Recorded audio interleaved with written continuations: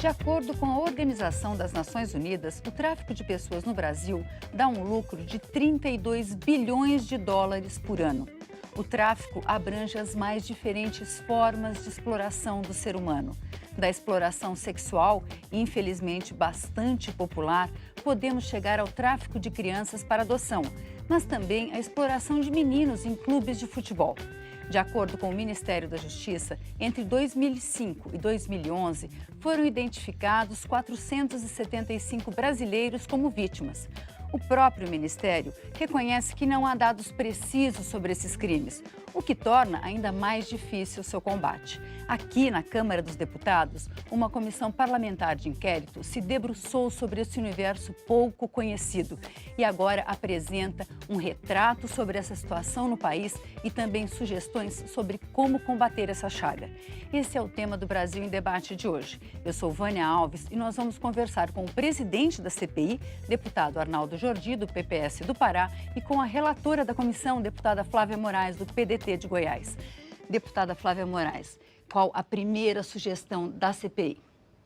Bom, na verdade, nessa primeira parte, nós aprovamos ainda ontem na CPI, na reunião da CPI, na reunião ordinária, um relatório parcial, né, que vem justamente trazer sugestões legislativas de alteração da nossa legislação brasileira para melhorar o enfrentamento ao tráfico de pessoas. Então, são mudanças significativas que vão instrumentalizar os atores que fazem esse enfrentamento. Esse relatório parcial é fruto da contribuição de várias entidades que participaram conosco, o Tribunal de Justiça, o Judiciário, Polícia Federal, Ministério Público e outras organizações, também do trabalho dos deputados dessa CPI, da consultoria dessa casa, e nós conseguimos chegar num texto que, com certeza, vai ser um marco nesse enfrentamento. Hoje nós sabemos que a nossa legislação atual, ela está ultrapassada. Um exemplo que eu posso dar aqui é a tipificação, a nossa legislação atual ela reconhece como tráfico de pessoas apenas quando acontece para fins de exploração sexual. E nessa nova proposta que nós colocamos, nós estaremos reconhecendo as outras modalidades do crime do tráfico de pessoas, reconhecendo o trabalho escravo, o tráfico de órgãos, a adoção ilegal, que até então não eram consideradas na nossa legislação. Deputado Arnaldo Jordi, o tráfico de pessoas no Brasil, primeiro, é só um tráfico daqui para fora, é um tráfico também de fora do Brasil para dentro do Brasil, ele está localizado em algumas regiões, e como é que está, qual é o retrato desse tráfico? Olha, Vânia, a primeira noção que nós temos que ter é que esse crime é infinitamente mais recorrente do que a gente imagina. Não é? Mesmo que aqueles que lidam com a questão dos direitos humanos, que militam nessa área, nós não temos a noção exata, e agora que isso está aparecendo, dessa recorrência. Como você disse, é um crime que movimenta mais de 30 bilhões de dólares por ano no mundo inteiro, vitima mais de 3 milhões de pessoas por ano, e o Brasil está entre os 10 países com maior prática criminosa do tráfico humano. Então, esses números que o Ministério, por exemplo, revela, são absolutamente suspeitos. Não é? Eu imagino, pelo que a gente tem visto nesse 1 ano e pouco de funcionamento da CPI, só neste período nós temos mais de 1000 casos de denúncias de tráfico de pessoas nas diversas modalidades. E talvez o principal marco nessa legislação nova que a CPI apresenta como projeto de lei, como se referiu a deputada Flávia, é a conceituação mesmo, né? Nós estamos praticamente migrando e até ampliando um pouco mais o conceito da Convenção de Palermo, que é considerado hoje um conceito bastante atual, bastante eficaz no enquadramento das diversas modalidades. Tudo aquilo que constranja a liberdade de opinião, a liberdade de vontade do ser humano, da criança, que qualquer constrangimento para fins de exploração da atividade humana, hoje é considerado, por essas circunstâncias, como tráfico. Então, o conceito da Convenção de Palermo foi migrado com algumas ampliações por conta dessa experiência, e acho que nós vamos ter, digamos assim, uma ferramenta infinitamente mais atualizada. Como já foi dito, nós tínhamos a legislação brasileira, ela já estava obsoleta em vários aspectos, e em muitos aspectos ela não existia. Nós estamos inaugurando um conjunto de conceitos que possam caracterizar e melhorar o enfrentamento desse crime, que é muito mais recorrente. Por que é recorrente e as pessoas não percebem?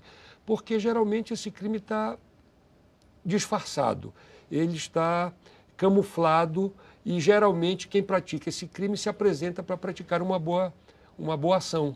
Não é? É um agente que está querendo valorizar uma carreira de modelo de uma jovem adolescente no interior do Brasil, não é? E muitas vezes patrocina a preparação desta jovem para a agência de modelo, e essa jovem acaba na prostituição de luxo, na prostituição ou dentro do Brasil ou fora do Brasil, como nós ouvimos diversos casos.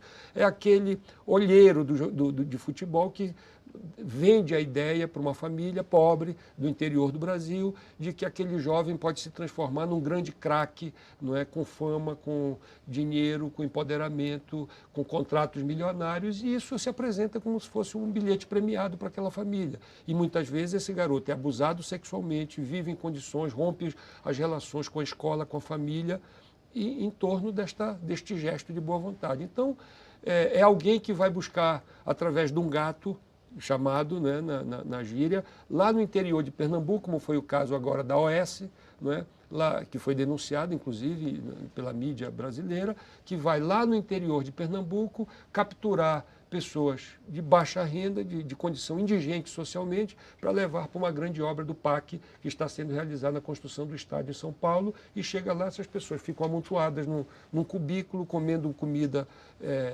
vencida, recebendo praticamente uma diária humilhante. Então, isto tudo nós, na legislação agora, caracteriza como tráfico e, evidentemente, com as penas que a gente considera devidas para combater esse crime que nós consideramos hediondo e que é o crime que atenta contra o maior patrimônio da sociedade, que é a vida humana.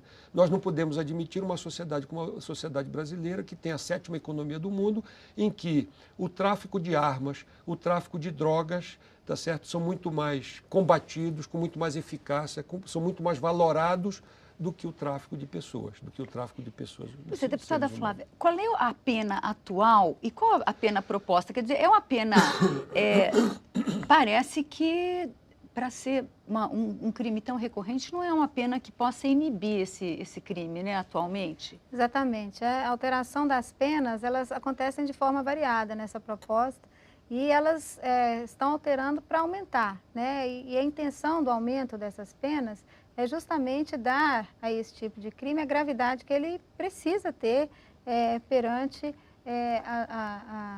o nosso país, perante as autoridades, né? Então, nós precisamos aumentar essa pena, né, que está prevista nessa legislação. Em um dos itens existe a redução, mas diante da colaboração da pessoa envolvida na investigação, na elucidação dos crimes, mas no restante todos aumentamos a pena. E o que o deputado colocou, né, esse crime ele acontece de forma velada, né? Essa subnotificação que existe hoje é real, ela vem por 2 motivos. Um deles é que esses crimes ainda não são tipificados na sua totalidade, até por falha da legislação. Então, às vezes, ele acontece e é tipificado como outro tipo de crime, porque o conceito é muito restrito que existe hoje na nossa legislação, e também porque é um crime, como disse o deputado, que acontece de forma velada e muitas vezes é difícil de acontecer a denúncia, dele vir à tona, né? Então, é um crime de difícil enfrentamento. Essa legislação vai contribuir, mas além dela, e aí nós vamos estar apresentando na segunda parte do relatório, é preciso que nós possamos melhorar, instrumentalizar a rede também de atuação no enfrentamento, que ela possa estar mais integrada, interagindo entre os estados. É importante que haja também uma interação internacional, né, atendendo o que está previsto na Convenção de Palermo, mas também focando aquelas rotas que hoje existem, né, com uma estrutura maior, a instalação das adidâncias nos consulados, né, a busca ativa que nós precisamos ter por parte dos nossos consulados também, muitas vezes a vítima, ela vai e nós não podemos tirar dela o direito de ir e vir, né? Ela vai porque ela foi aliciada, foi convencida com falsas promessas, então ela vai. Mas quando chega lá, o passaporte é tomado, essa vítima cria uma dívida e aí ela fica impedida de retornar. E impedida também de buscar ajuda, porque ela acaba ficando numa situação irregular, ilegal, e daí a dificuldade muitas vezes e a conivência, e acaba ficando nessa condição de escravidão. E por isso a importância dos nossos consulados também buscarem fazer um acompanhamento, estarem sempre visitando, acompanhando as pessoas que têm esse perfil, né, que têm um perfil definido, que estão em outros países, para que elas possam ter condições de ter um acompanhamento e um mínimo de dignidade nessa estadia delas lá. E até a garantia, a possibilidade de um retorno, tendo ou não recursos financeiros para isso, né? Se ela, por acaso, teve o passaporte tomado ou se tem essa dívida, que as embaixadas de lá, através dessa articulação internacional, de um acordo entre as polícias, que possa ter essa facilidade, esse apoio no sentido desse retorno. Bom, a gente vai continuar falando inclusive da estrutura que a gente tem aqui para combater o tráfico de pessoas daqui a pouquinho. O Brasil em Debate vai fazer um pequeno intervalo e volta daqui a pouco.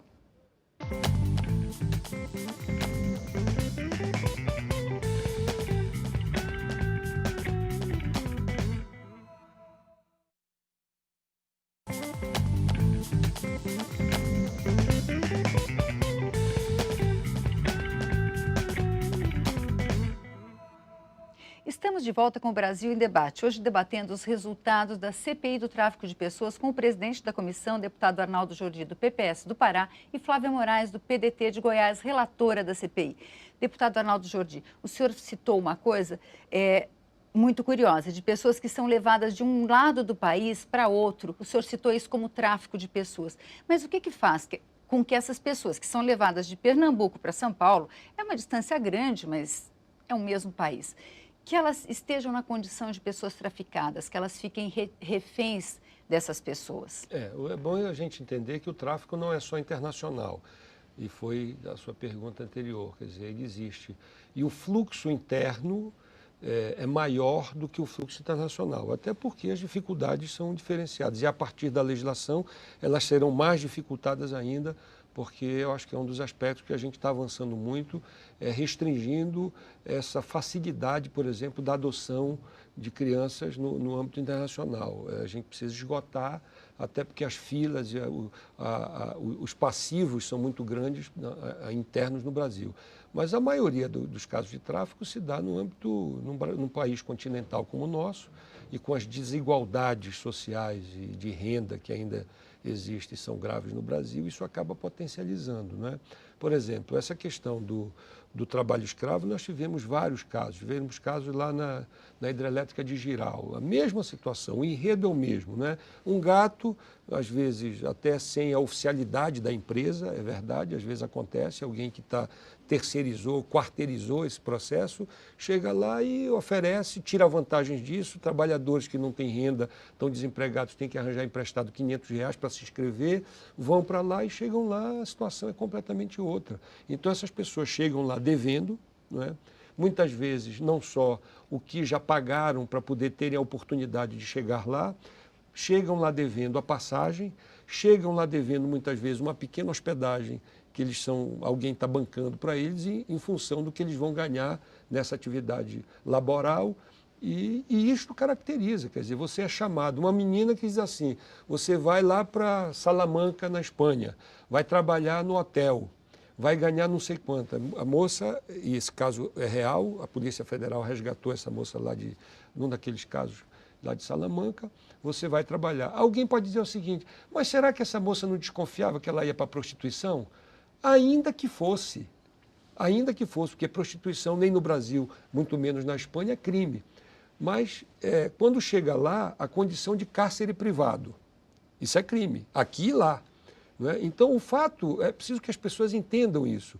O fato de ir para uma atividade que moralmente pode ser condenada, como a prostituição, e a única condenação possível, porque não está no código como crime propriamente dito, né? Mas o fato que essa moça chega lá, devendo a passagem, devendo o passaporte, devendo a comida, a hospedagem, e quanto mais ela exerce a sua atividade, mais ela deve, porque nesse inteirinho ela adoece, ela tem um outro problema. Então, isto caracteriza o tráfico. Então, para responder a sua pergunta, qualquer movimentação, essa escolinha de futebol que sai do interior do Pará para fazer em São Paulo um teste na Portuguesa Santista, como aconteceu. A Portuguesa foi condenada. E o que nós nos espantamos, os diretores, o presidente da Portuguesa não sabia, quer dizer, foi espantado. Por quê? Porque alguém, em nome da Portuguesa, né, que conhecia um diretor da Portuguesa, fez esse recrutamento, né, criminoso, não é? Porque essas crianças, inclusive, foram vítimas de abuso sexual, algumas delas. Passaram por uma série de privações que o ECA condena, tipifica como crime, por exemplo, o rompimento dos seus laços familiares e escolares. Quer dizer, essas crianças ficaram sem estudar. Mas o que foi vendido enquanto promessa não foi isso. O que foi vendido foi uma coisa bacana, um contrato feito, e acabou se praticando o estelionato como porta de entrada dessa cadeia de crimes praticados e vitimando crianças que são tuteladas, porque são crianças indefesas, são jovens de 11, 12, 13 anos que foram enganados. Não é? A mesma coisa como nós dissemos na questão das agências de modelo. Essas agências, por exemplo, nem CNPJ têm. Elas têm uma página na internet, não é, fazendo a propaganda com coisas maravilhosas, com contratos milionários, e quando chega lá, uma dessas vítimas quis processar a família e não tinha como processar, porque não tinha personalidade jurídica, não tinha nada, o sujeito tira a página da internet. Então é preciso que a sociedade tenha muito cuidado. Claro, existem escolinhas de futebol de boa-fé, existem agências de modelo que exercem a sua atividade com muita... Nós não podemos criminalizar a priori, mas é preciso ter todo o cuidado, porque muitas vezes o crime está por trás disso. Deputada Flávia, isso são situações muito variadas. É um crime federal, mas a Polícia Federal não está no cotidiano da vida da população. Como é que pode, que o aparato de segurança, o aparato repressivo pode ser treinado para identificar o que são situações de tráfico? Por exemplo, sei lá, a Polícia Civil, o PM, que vê essa escolinha de futebol, como é que ele pode ser treinado para identificar? A CPI vai sugerir uma ação específica? Existe uma proposta nesse sentido? Exatamente. Futuramente nós vamos, na segunda parte do relatório, justamente sugerir a todos os órgãos que têm competência para fazer o enfrentamento, justamente essa qualificação, né, e o equipamento da estrutura para poder fazer o enfrentamento. É muito importante a gente reforçar a importância da articulação, da integração entre os estados, dos núcleos de enfrentamento, a referência em cada estado que possa se comunicar para que possa facilitar esse combate, esse acompanhamento, essa investigação. Inclusive, a gente fica indignado quando a gente percebe, né, que muitas vezes nós não podemos ter uma disputa entre as polícias, é competência da Polícia Federal, mas a gente sabe que a porta de entrada é a Polícia Civil, a delegacia aonde o cidadão está, né? É ali que ele chega com a denúncia. Então é preciso... Porque tem uma pessoa que quer pedir ajuda, ela vai lembrar da delegacia, né? Isso, a Polícia Militar. O cidadão comum não sabe se é federal, se Exatamente. É estadual. E daí crime, né? a responsabilidade cívica de cada um, né? De poder saber que a competência não é dele, mas que ele precisa conhecer e saber encaminhar e que a Polícia Federal tenha dali informações e condições de já pegar o caso e conduzir mais adiante, mas sem ter aquela... não, esse aqui não é conosco, é com a Polícia Federal e pronto. Então é importante. E hoje nós temos no Brasil já, através do Ministério da Justiça, o plano 1, né, o plano de enfrentamento ao tráfico de pessoas, já está no 2, né, que é um plano que justamente tenta articular essa rede. Construir essa rede não é fácil, mas está a caminho, existe uma construção nesse sentido. No início da CPI, nós tínhamos um número de 12 a 14 núcleos de enfrentamentos no Brasil. Hoje, outros já foram constituídos durante a CPI, outros já foram instalados em outros estados. Então, existe uma compreensão disso, um entendimento da importância de existir essa rede bem estruturada, bem equipada e bem qualificada. Mas existia também, existe ainda, e nós acreditamos que com essa proposta que nós vamos apresentar, nós vamos mudar isso, uma lacuna na lei, né? Então, muitas vezes, esse crime do jogador de futebol não podia ser tipificado, porque ele não é reconhecido ainda na nossa legislação. Então, como o tráfico de pessoas. Né? Então, muitas vezes é difícil de agir também quando você não tem um respaldo legal para tomar uma ou outra medida. Então, eu acredito muito que esse trabalho da CPI, a parte mais importante desse trabalho que a gente vai apresentar, é justamente essas propostas de alteração da nossa legislação, essa composição desse texto legal específico para tratar esse assunto. E eu acredito nessa articulação da rede, né? Eu acho que ninguém pode pensar que vai resolver esse problema isolado, é preciso que todos estejam bem antenados, né? E para que a gente possa ter um enfrentamento que realmente possa reduzir. Eu acredito que a partir do momento da lei, por causa da tipificação, nós vamos ter um aumento do número de notificações, viu, deputada? A princípio, o que vai acontecer é que nós vamos ter um aumento nos números. Mas por quê? Porque esses casos vão começar a ser tipificados como tráfico de pessoas. E com isso a gente vai ter um resultado aparentemente, mas ao mesmo tempo nós sabemos que isso, com essa pena maior e com os obstáculos que vão ser criados para as pessoas que praticam esse crime, nós vamos também estar trabalhando para coibir. Vamos tirar ele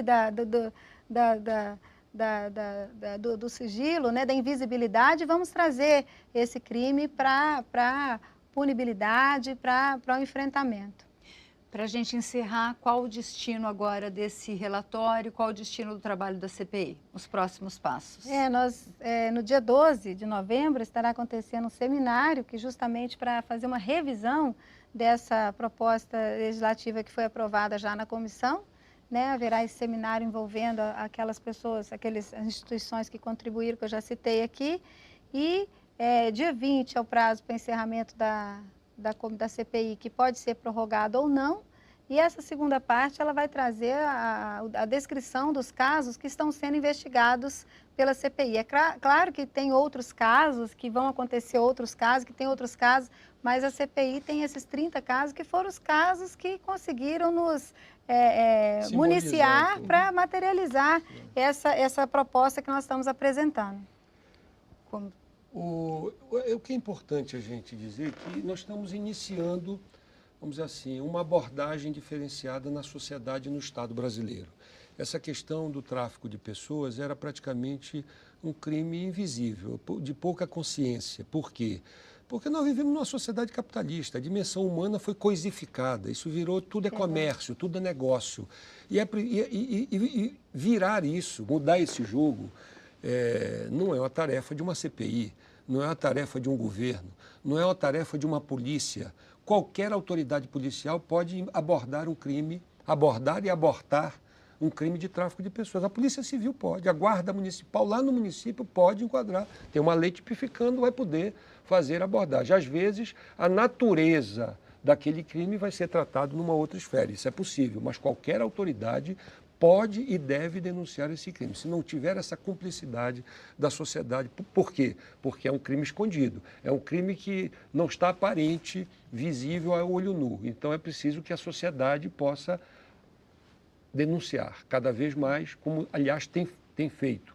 Não é? Mas para denunciar precisa ter consciência de que aquilo é crime, porque às vezes dizem, não, isso não é nada, isso é uma pessoa que foi se prostituir, um cara que está arranjando um emprego para o outro, ele não sabia, então vai se camuflando. A outra coisa, você vê como as distorções.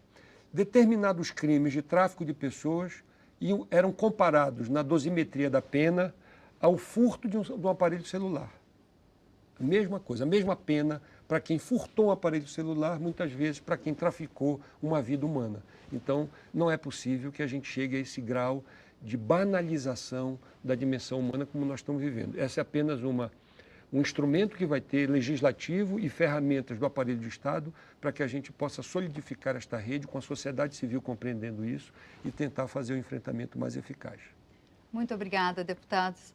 O Brasil em Debate fica por aqui. Eu agradeço a presença dos nossos convidados e a sua audiência. Espero você em nossas próximas edições. Até lá.